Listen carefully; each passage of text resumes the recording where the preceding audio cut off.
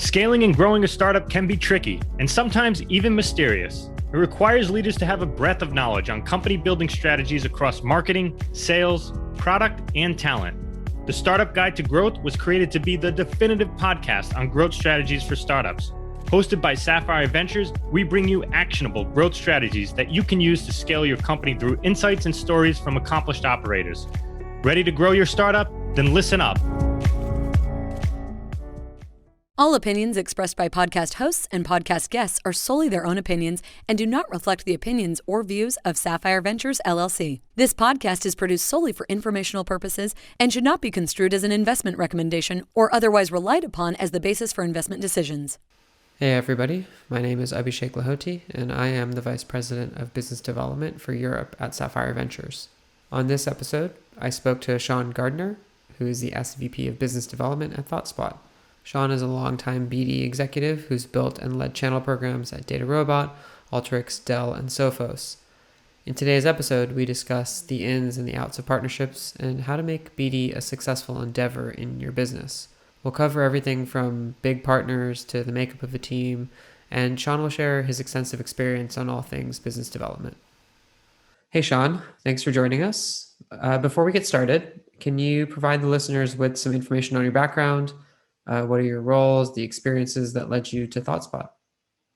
Sure. Yeah. Thanks for having me, Abhishek. I started out like some years ago in tech. I won't take you down, a long path on that, but, more recently I was with a company called Case. I mean, it wasn't that recently. I think it was kind of the late 2000s. Case was a systems management software company. And I was brought in to run BD for them. I ended up managing a relationship and kicking off a relationship with Dell. Dell had a lot of partners in that domain. They'd invested in some partnerships there. So we had a lot of work on our hands. We ended up growing that relationship to about half of Case's revenue, and Dell ended up acquiring us about 3 years in. So we were one of the first software acquisitions by Dell. I was trying to kind of figure out something interesting to do within Dell. And they said, hey, would you like to go and run Europe? I had expressed interest in that before. We didn't have a big footprint there. In Case they wanted to grow the business. We had a few people in London and they said, would you be interested? I said, for sure. Talked to my wife about it. And they said, well, you can move to Dublin, you could move to London, you could move to Paris, or you could move to Montpellier in the south of France. And so, as a North American, actually a Canadian, living in Vancouver, my wife, she said, hey, we're not moving anywhere rainier than Vancouver. Paris sounds great. I didn't speak French, but we were growing the business in Western Europe. And I figured, you might as well just throw yourself in. So we moved to Paris for a few years, had a great experience with Dell, had a lot of sponsorship from Michael Dell down, and learned a ton, just building a team across Europe, Middle East, Africa. About 3 years in, we decided to come back to the West Coast and come back to the Bay Area. And a number of the Case folks had got involved at Alteryx. And at the time, Alteryx, this was about 2012 when they got involved, going to 2013. And Sapphire had actually just invested in the Series A. Very exciting vision for the company. It was a company that had been around since, I think, 97. But they were amassing a great team, great core product. And they asked me if I wanted to run BD. I hadn't had experience actually in the data analytics space, but obviously it was a growing space, massive market. And I bet on the market, I bet on the team, and joined Alteryx and, spent about 4+ years at Alteryx. I mean, one of the things, they were just kicking off a relationship with Tableau, and that really became sort of our anchor partnership with Alteryx. And, not only working with Tableau, but monetizing the ecosystem in and around Tableau. Their channel partnerships, their SI partnerships, and really becoming synonymous with them. Upon acquisition, upon IPO, I should say, in 2017, about 40+% of our, new logos were coming through partners, through channel partners, I should say. About 70% of all new logos were coming through our partnerships with tech partners like Tableau too. So, partners really help to fuel Alteryx's growth, not only in the US, but internationally. After the IPO, I was really intrigued by the ML/AI space and joined DataRobot. I led business development at DataRobot for 2.5 years. And being based in the Bay Area, traveling back to Boston quite frequently was pretty taxing. I decided I would look for something closer to home, and left Data Robot just before the pandemic. So that travel may not have mattered at the time, but joined ThoughtSpot. I really saw ThoughtSpot as the next generation of analytics, being able to sort of build data apps on top of cloud data platforms. So I joined there, running and have been running BD there, for the past 18 months. Wow, that's quite the story. As with many of our guests, I think people should just watch what you're doing. You seem to be picking a lot of winners, and I'm happy that you've kind of stayed in the Sapphire family for so long. You mentioned you're running BD at ThoughtSpot. You've clearly done a lot of BD. What is the general sense of BD at ThoughtSpot? What does your team lead? Yeah, it's been relatively sort of similar, at a coarse grain level. We lead our channel partners or solution partners, technology partner ecosystem, super important for us. At this stage of the company, it was the same, at Data Robot when I was there. Certainly, GSI partners, leading our embedded analytics offerings, so our OEM partners as well, and also leading our go-to-market with our cloud transformation. It's been a really exciting time at ThoughtSpot. We've kicked off this relationship with Snowflake, almost 2 years ago now. And that has also sort of helped us transform the company into a cloud company. So over the past 18 months, we've taken the ThoughtSpot application, put it into the cloud. We've got a fully managed cloud offering. It's growing faster than any other product I've ever been involved with. And we're seeing significant adoption. And what we're really seeing here is that as people move to the cloud with platforms like Snowflake and BigQuery and Databricks, they need to rethink the type of data apps and analytics they run on top of it, and run it for scale, for the complexity of data that's sitting in those platforms. So we've seen pretty significant growth with those partnerships and with the business overall. So it's an exciting time to be at ThoughtSpot. Yeah.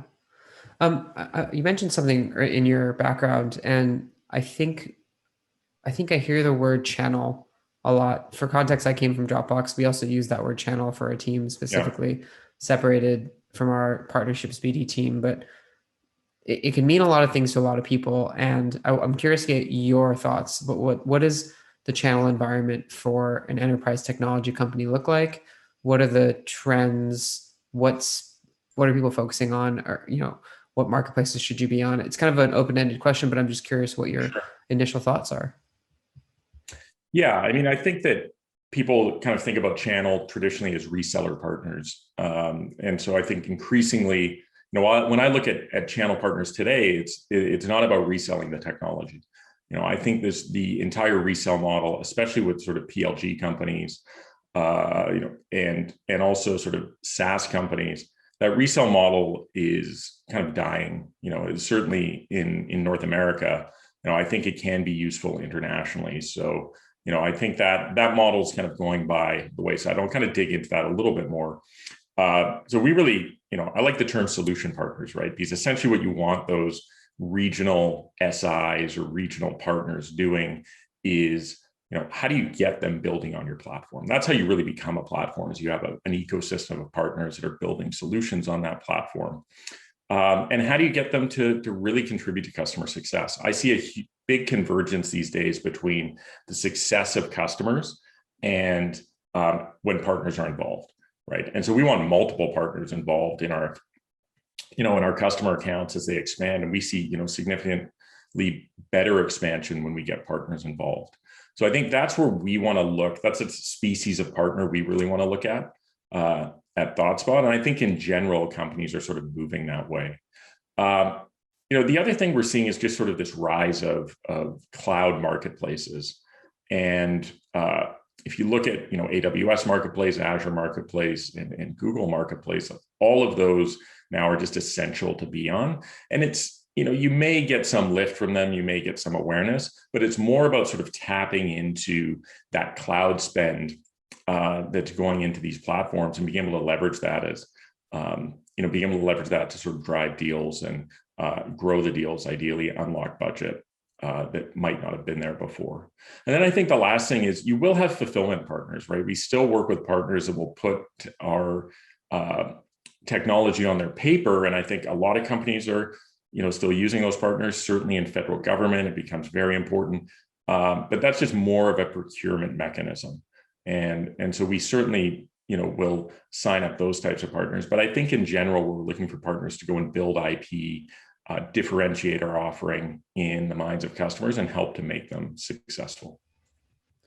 Can I ask, with these partners, from my experience, a lot of the partners see a lot of value in the hours that they're going to get in deploying your product. And so there's a conversation about what your product's pricing model looks like, and that becomes a very big part of that partnership. So has like the trend of usage-based pricing changed any of the strategy there, or is it all kind of part and parcel today? As partners are more focused on services and services hours, which most of them are, I think the usage-based pricing resonates super well with them, right? They don't have to go and land, a massive commitment from the customer. They can go and build use cases and drive usage. And the feedback we've been getting from partners on our, on our consumption-based pricing has been super positive. So I think partners are going to be, that's going to resonate extremely well with partners, the usage-based pricing, because they're focused on hours. And if the customers are only paying for the time they're in the product, and you can start to grow the use cases, I think that's going to be that's going to be a model that resonates with partners over time. It does take some time to sort of get their heads around it, but it's starting to happen en masse. And certainly the likes of Snowflake and Databricks and the cloud providers have sort of made our lives easier as we move to more of a consumption model. Okay, I want to ask a question that you mentioned earlier, but is very close to my heart, because I live in the UK. I'm focused on Sapphire Ventures in Europe and the international expansion that we have. And you mentioned how at Alteryx in the past you ran partnerships as well. You grew the business. I know that you grew it internationally. Can you explain what you did with those partnerships? Like, how did you structure them?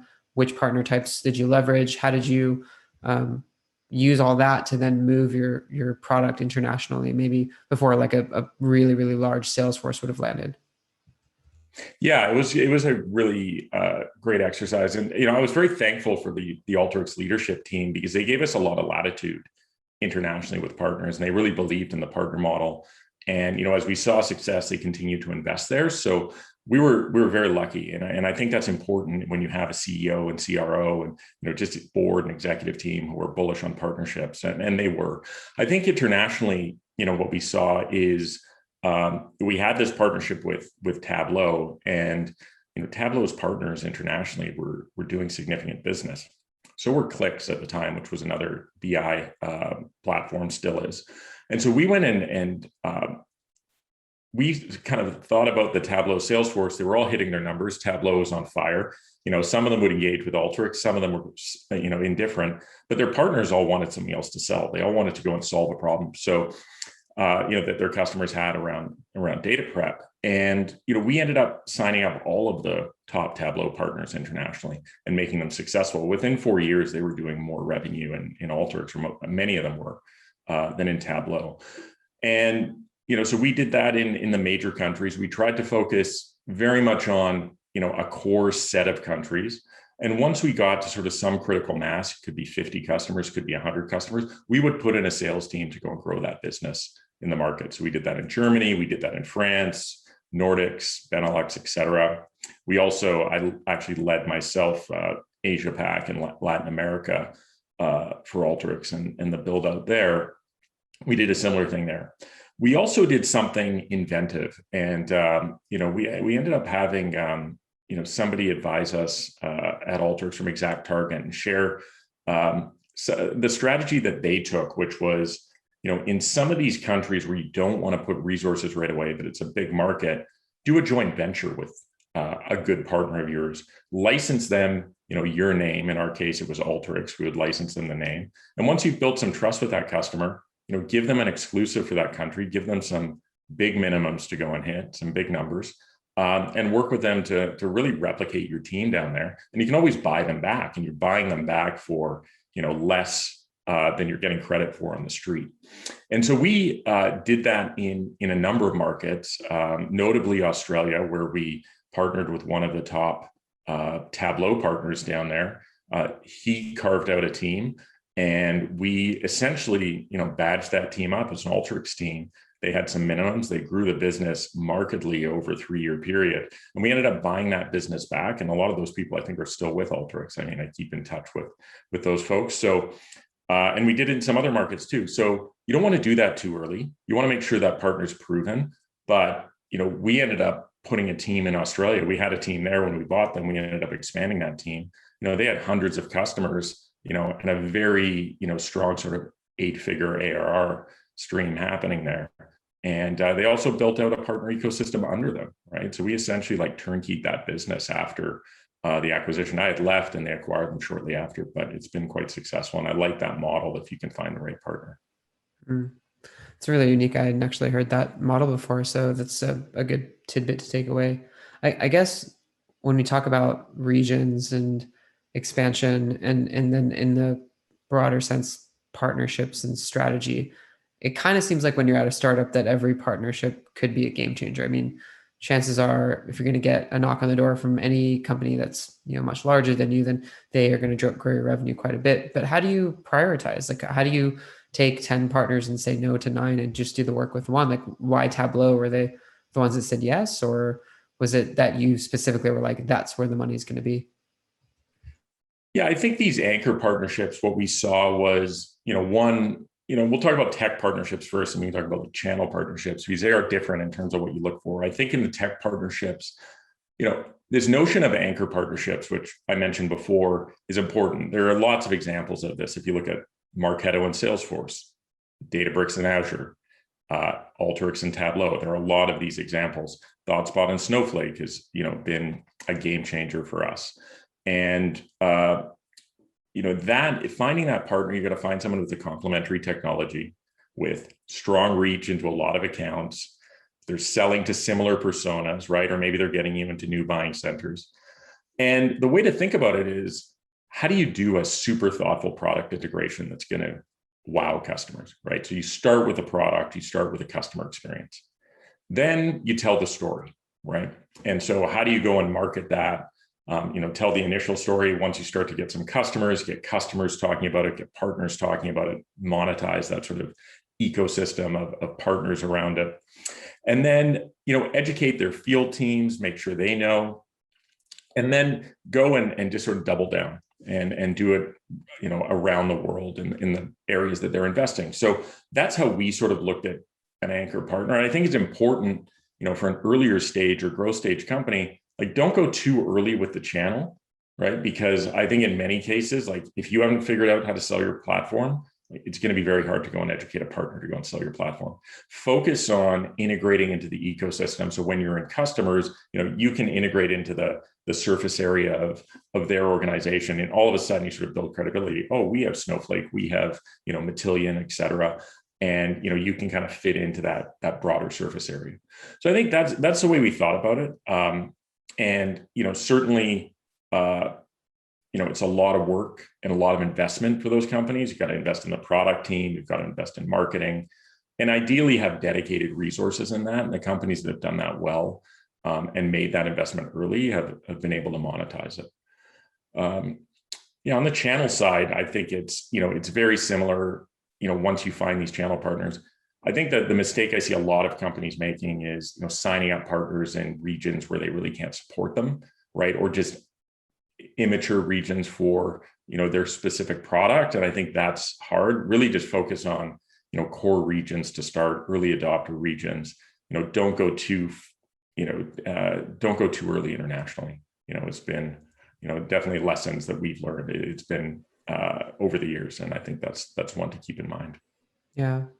Well, I guess to follow that up, what is a good indicator of an anchor partner? If I'm, starting my company, we have a chance to go after a couple. What are maybe some key aspects that you would identify? I know it's all pretty different, but you mentioned, spread and good integration to the product. Is there an element of having that marketplace? Is it really important that your partner has that marketplace? Does that matter less now or more now? What are maybe a couple other little bits of characteristics you think? Yeah, I mean, I think it's really important to understand the ecosystem and where it's going. I think in BD, everybody that I hire, I really make sure they understand the product and the ecosystem. So when we start to sign up partners, they really fit into that vision and that broader vision. So, first and foremost, find somebody who's making a dent in your ecosystem, right? And somebody ideally that's a little bit bigger than you, right? And that has some momentum. And you can sort of slipstream into that momentum. So I think the momentum is key. I think the willingness on their side to partner is key. There are some companies that just aren't partner friendly. They don't have APIs. It's very hard to integrate with their platform, right? They're trying to do everything themselves. And I think there are some partners who understand to be a platform, you need an ecosystem. And so you need to look for those partners. And ideally having, relationships there helps. I wouldn't go straight to the CEO. Maybe if you know him or her, it's fine. I think some people try to do that too early. It's really about working with the product team, working with the go-to-market team, and getting customer feedback that this is going to be something that resonates with them. Because at the end of the day, it's all about happy customers and customers that are going in, helping to further both the mission of your company and the partner company. It leads me to kind of an interesting question here. I think like every startup out there is probably desperate to partner with somebody big. Like they want to saddle up next to Snowflake or Google or Azure. That seems to be pretty difficult just because these companies are so big and their BD teams are probably hundreds of people.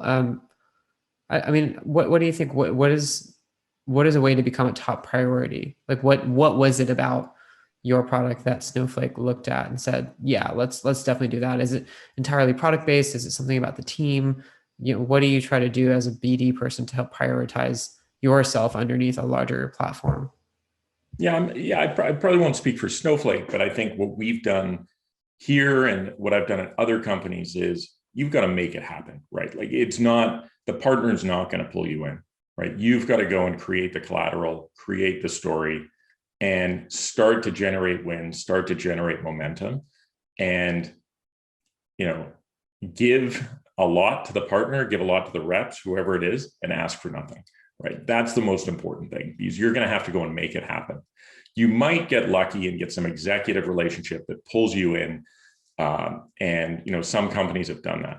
But I think in general, as you build these relationships, it's about building the momentum yourself. Right. It's about getting buy-in. This is an important relationship. They have a rich customer base that we can go and sell into. They need our product. It's going to help sort of, in our case, make companies more data-driven, get more value out of the data. And I think as you build that momentum, people start to pay attention, right? And you can evangelize that. It's not about evangelizing it directly to the partner. You can do it on LinkedIn. You can do it on webinars. You can do it through partners. And so all of those channels to market. But I think in general, you've got to think about making it happen yourself. And it's a lot of work. And in many cases, I've been the first, BD person there to go and make it happen. So, you've got to be willing to roll up your sleeves. You've got to be willing to get on calls with Asia at 10 o'clock at night to train a partner and to, talk to a customer. But that's the fun part, right? That's where, I think if I go back and look at the best times I've had in technology companies, it's about grinding it out and getting those wins. And, you certainly learn a lot on the way, a few losses, a little bit of scar tissue, but in general, that's the fun part.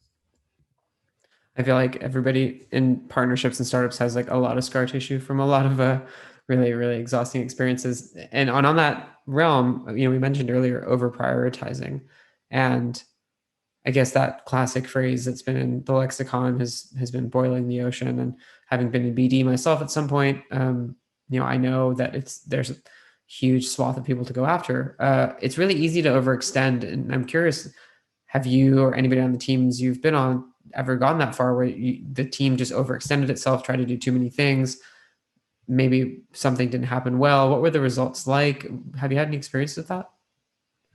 Yeah, I think, certainly internationally, that's where you can get pretty taxed if you start to, sign up partners and markets, set expectations with them and not be able to, come good on those expectations, not be able to train them. as a BD team, you don't have access to all the resources, right? So if you sign up a partner in Italy, as compelling as it is to go and train them for that team in Europe, it may not be their top priority at the time. So I think, hyper prioritizing on where you're going to go internationally is important, because it just will create a ton of churn in your organization. They bring you into deals, and if they're not trained, they're not qualified deals. That's where I've seen it, suck a lot of time and energy. And, these days you just don't have that time, even if you can do it virtually, right? If you're trying to go and sell internationally. So I think that's where you need to be careful to say, okay, I'm going to focus on, the biggest markets, and not just the biggest markets, but the early adopter markets. As an example, at, many of the companies I've been at, we've closed more new logos in the Netherlands than we have in the UK in our early days in Europe, largely because, it's a curious culture. It's an early adopter culture. It's a tech focused culture. They're focused on precision, right? So you go to places like Netherlands, Denmark, Sweden, Switzerland, right? They're going to take a punt and they're able to spend sort of 50 or 100K ARR on something. You get them out to events, you get 50, 60 people at an event in Amsterdam. They're great markets because they're small countries. Those sort of things, like double down on areas where you start to see some success, and don't be afraid to say, no, we're not ready for places like, that are probably going to be slower adopters, right? Or markets that you're just not going to see success with in the near term. Let your competitors go and focus on those markets, and then go in after they pull out. I want to ask, perhaps, I don't think it's a dicey question, but if there's an enterprise technology company listening, it might be a dicey question. But when we think of the partnering that has been successful in your career, as well as a lot of other companies as well who do these really great anchor partnerships, there's this element of you make the partnership, you sign the paperwork, you go real hard, you have the kickoff day, and then after that, they're just enabled to go sell your product, and you should just be waiting for order forms to come in. It never really works that way, as much as we all think it should. We always think like, hey, why are the AEs of XYZ partner not selling my product as much as we should? Because we did this great kickoff 3 months ago. I realize it's more nuanced than that. So maybe can you just explain what it takes to make those things successful? Yeah, I mean, you have to teach them to fish, essentially. Essentially, you have to close their first few deals, right? Certainly with channel partners, it's about them learning from you to go and close those initial deals. So I think compensation is actually key in that. So how do you compensate your sales team when they work with channel partners? If you're not doing a resale relationship, it makes it a little easier, but there still has to be some balance of trade there where the partner's getting something out of it. So I think that's one part of it is, make sure your sales team is focused on working with those partners. And sometimes it's frustrating, right? You don't want to bring a partner along, but ideally, bringing a partner into a deal and closing it, will unlock 10 more deals for that rep. And, he or she is going to be pretty happy about that. So I think that's one thing. Go and help them close the first few deals. That will help to build momentum, right? And, especially after, and it's not just about closing the deals, it's about evangelizing it, with other reps of that partner.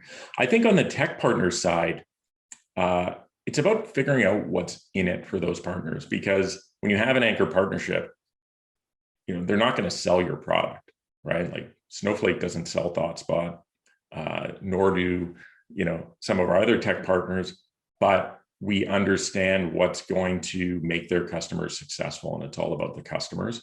And we understand how their reps are compensated. And I think that if you can do that and sort of frame it in a way that says, happier customers, we're going to go and introduce you to, new buying centers, potentially executives that you don't have access to. That's where the partnership, that's where we've seen significant value, and I've seen significant value at a number of different companies, right? And, I think it takes time to build, and, Slack is a great thing. You can have joint Slack channels now with your partners, and you can communicate with them in real time. But, that's how you can really drive those partnerships and start to get momentum where they're starting to bring you in proactively, which is what you want. I guess continuing that thread, because I'm going to for the purposes of the podcast, but also just in general, you're the partnerships guru that we have. So, I mean, what are the tenets of good partnerships execution? What should a company who doesn't yet have a BD team, who might be listening, who's just been doing some hodgepodge BD here and there, what should they consider when it comes to growing their partnerships team and making it successful?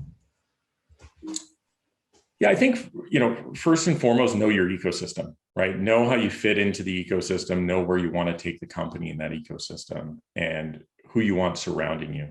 It's going to be very hard to be standalone. And I think the companies who invest in the integrations around the ecosystem, that's the first thing you should do. So, your first hire may not be a BD go-to-market person. It could be somebody in your product management team who's working on APIs, who's working on integrations, with these third-party platforms based on customer feedback and based on the vision for your platform. So I think that's where to think about it first and foremost. I think once you have a hunch on and some customer adoption around certain partnerships, or you see some partnership potential, that's when to hire your first person on the ground. And it probably shouldn't be a leader. Hire somebody who one, gets the space, and two, is willing to go and make one or two of these partnerships work and focus on that to start. So I would start there. I think the other thing is that a lot of companies, we're lucky now, we have access to so much data.